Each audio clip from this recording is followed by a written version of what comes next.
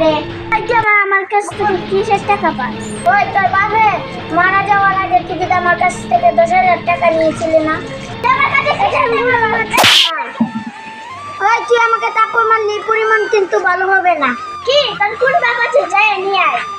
কি আমার কোনো বাপ লাগবে না, আমি তোকে আদালতে নিয়ে দাঁড়া করাবো। আদালতে নিয়ে আমাকে দাঁড়ি করাইছ? আচ্ছা ঠিক আছে, এই কথাটা মনে রাখি। Order order order. আমার মক্কেল কোনো দোষ করেনি মহামান্য আদালত।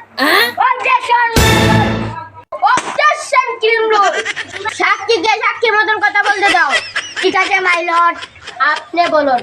মক্কেল রাত 12টার সময় অন্য জায়গায় ছিল। নো নো মহামান্য আদালত, আমার মক্কেলকে হত্যা করেছে। Order order order. ওগো আপনি পারেন না, বলুন। মহামান্য আদালত, আমার মক্কেলকে উনি তারপর মেরেছে। পরবর্তী পর্ব আসছেন খুব শীঘ্রই।